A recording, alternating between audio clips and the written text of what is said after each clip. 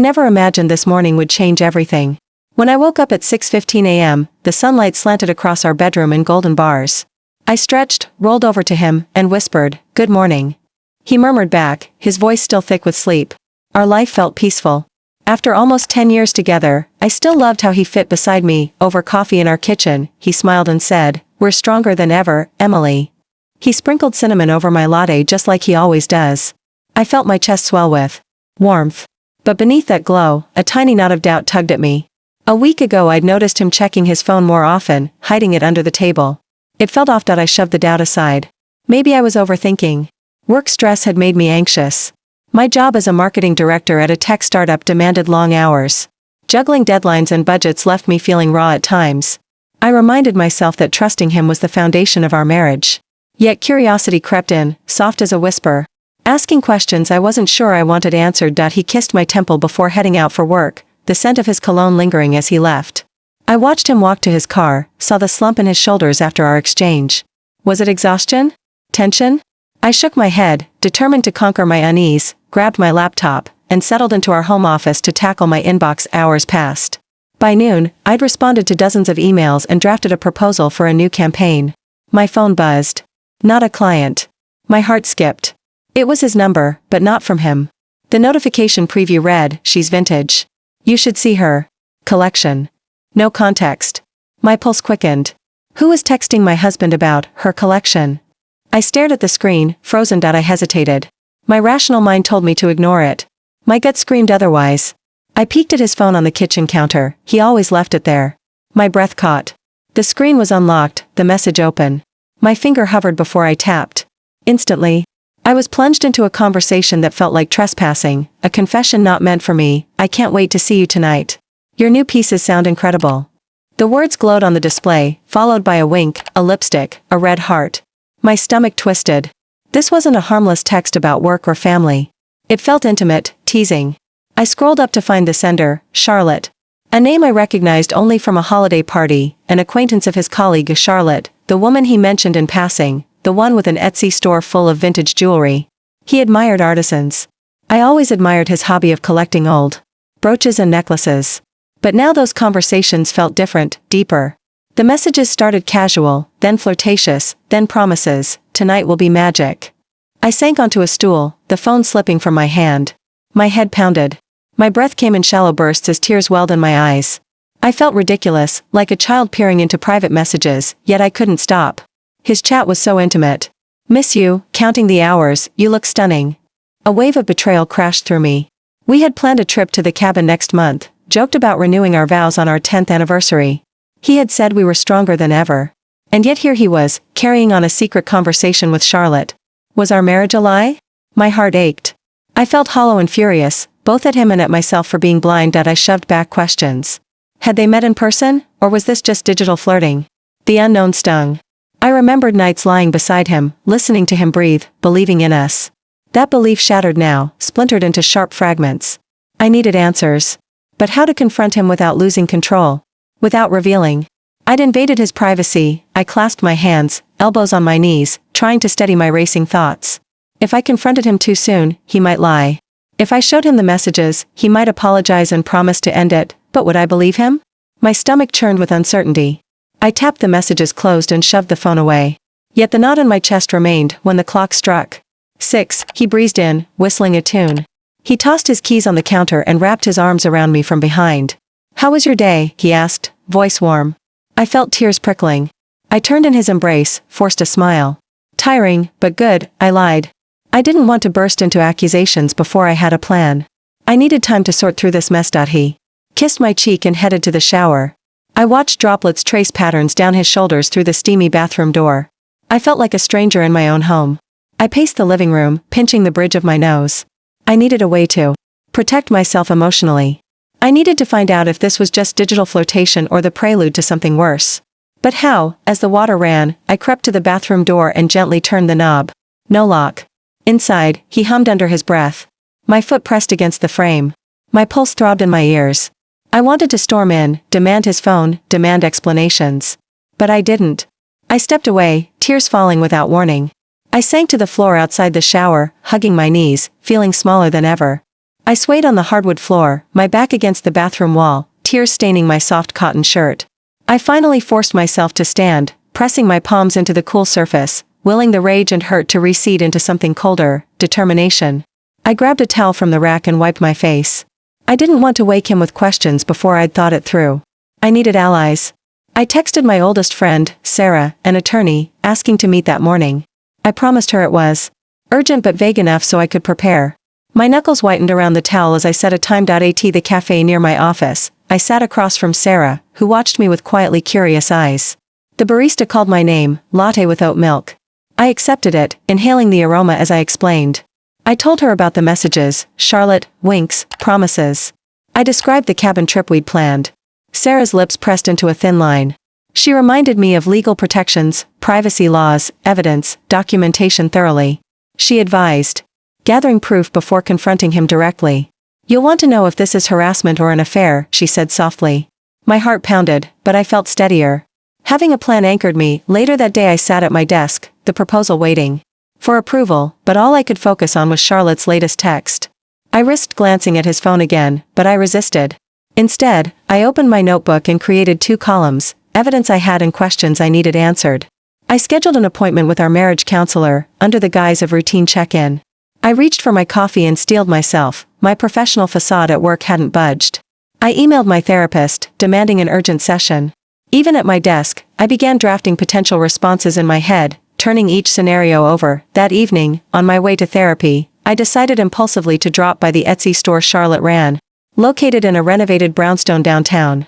The narrow street was lined with familiar shops, bike racks, and string lights above. I quietly paused, staring at a sign that read, Charlotte's Vintage Finds. My reflection in the window was ghostly, someone I barely recognized. Through the glass, I spotted her bent over a table of brooches, her dark hair falling in a cascade. My hand trembled as I yanked the door open. The bell chimed, marking my entrance. I hoped I could keep my voice steady when she looked up. Charlotte stood and offered a hesitant smile. She wore a chambray shirt and jeans, exuding approachable warmth. I introduced myself, feigning interest in a Victorian locket. She lifted it delicately and described its provenance.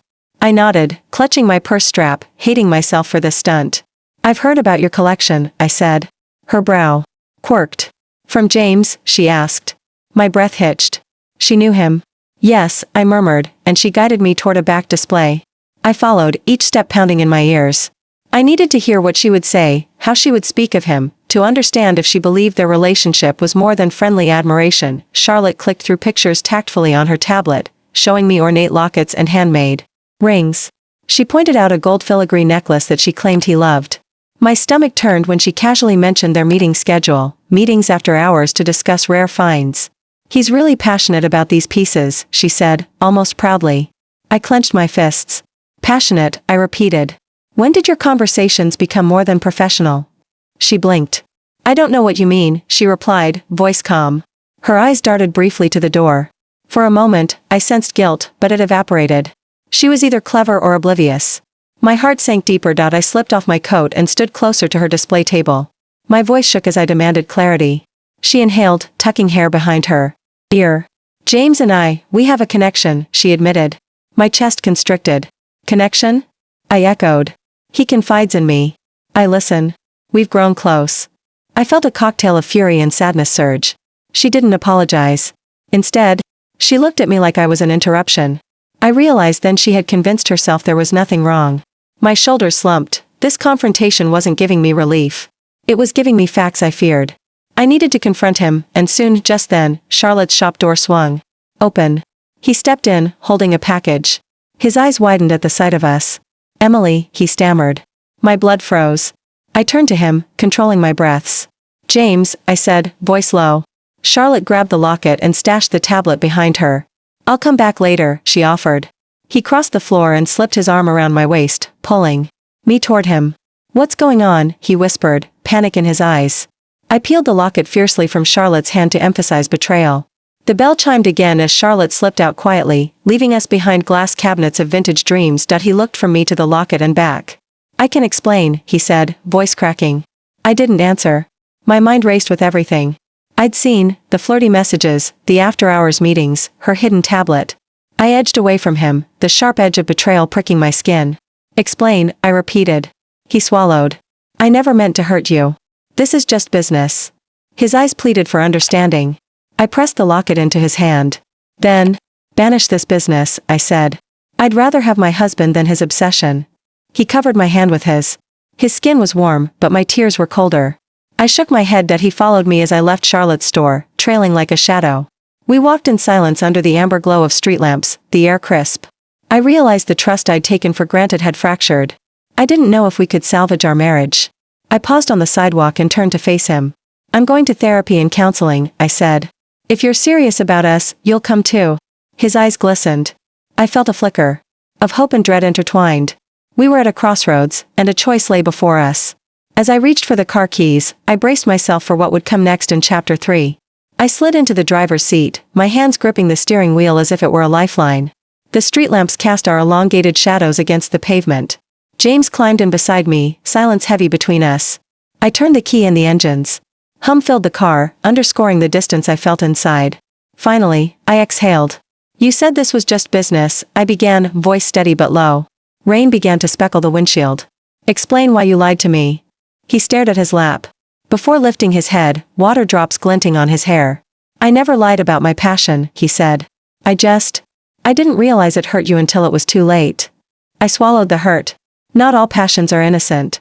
We drove toward home, the rain intensifying. At the corner of 14th and Pine, I stopped at a light and watched droplets race each other across the glass. We're going to therapy tomorrow, I said. You promised. He nodded, voice small, I promise. The light turned green and we continued. The ride back was measured, each of us lost in our own thoughts.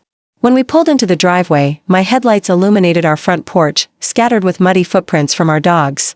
I opened the door deliberately and stepped out. He followed. I patted Max's head as he bounded up, oblivious to human drama. I felt a pang of longing for the uncomplicated love of my pets. Inside, I poured 2 glasses of water. The kitchen lights reflected off the countertop like distant stars. I handed him a glass. I'm angry, I said. I want to hear why you let this go on. He clasped the glass, knuckles white. I thought I was just talking to a friend who understood my obsession, he said. When you're busy with work, I went to Charlotte to share something I thought you wouldn't care about. But I see now how crossing that boundary felt like betrayal. My heart twisted.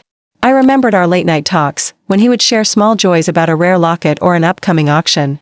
I'd listened, but I'd also dismissed them as his hobby. You only told me what you wanted me to know, I said softly. Trust isn't selective. He set the glass down, water sloshing over the rim. I'm sorry, he whispered. I was selfish. I should have included you, invited you to the shop, shared the excitement. I closed my eyes, fighting tears. You stayed silent until I caught you sneaking off. I leaned against the island, arms crossed. I need honesty. James stepped closer, the scent of rain and his cologne mingling. From now on, he said, I'll share everything, messages, meetings, all of it. No more secrets. I nodded, wanting to believe him, craving closure. We'll see, I murmured, though my voice cracked. The next morning, I arrived at the counselor's office first. The sun was pale behind clouds, the air cool and clean. I fidgeted with my coffee cup. Until James arrived, eyes wary, offering me a tentative smile. We sat down on the couch, the cushions springy beneath us. Our counselor greeted us warmly and asked how we'd been since our last session. I took a deep breath and told her about Charlotte's shop, the confrontation, and the drive home. James listened, head bowed, while I spoke. When I finished, the counselor asked him what he'd learned. His reply was quiet but sincere. That intimacy isn't just physical, it's about sharing my inner world with her. Throughout the session, we practiced transparent communication. I admitted I'd violated his privacy too, poking through his phone. He acknowledged his part in fostering distrust by hiding things. We created a weekly ritual, Sunday evenings, unplugged from screens, where we'd share highlights and struggles without judgment. The counselor guided us through exercises, mirroring phrases, expressing needs without blame. As the session ended, we both felt raw but lighter, as if a weight had been lifted. We shook hands with the counselor and stepped out into a brightening afternoon, the clouds breaking to reveal slivers of blue sky. That evening, at home, James lit candles on the dining table. Soft jazz played from a speaker in the corner. I watched as he set plates and poured wine. The scene felt intimate, reminiscent of our early dates. He stood back and looked at me. Thank you for giving me another chance, he said. I took a seat, heart fluttering as I realized how much I wanted to believe in us again. He sat and reached for my hand across the table. I love you, he whispered. I felt tears well up, but they were different now. They carried relief, not just pain. I love you too, I said, squeezing his hand. Over dinner, we talked honestly about boundaries. I told him what I'd need to feel secure: open access to messages related to other women, including colleagues, and invitations to any meetings that might make either of us uncomfortable. He agreed without hesitation. I confessed how I'd felt. Abandoned by his hobby, how that tiny knot of doubt had grown into a chasm. He listened and nodded. We laughed awkwardly when I suggested sharing our phone's screen time logs for proof of transparency. He pretended to cringe and handed me his phone first. I scrolled casually, seeing weeks of messages from me, family, and friends. No trace of Charlotte. I exhaled. It was a small victory, but it meant the world. Later, we curled up on the couch, feet tangled, Max and Daisy lying at our sides. Outside, the moon cast a silver glow through the windows. James rested his head on my shoulder. I know trust takes time, he said. I'll earn it back, every day. I stroked his hair, the events of the past week still raw but softer. Now. I believe you, I murmured. Let's keep building. He pressed his lips to my temple. Chapter 3, he joked. I laughed, the sound light and healing. He kissed me, gentle and deliberate. In that moment, the fracture between us seemed to begin knitting closed, thread by careful thread, with honesty, effort, and love at its center.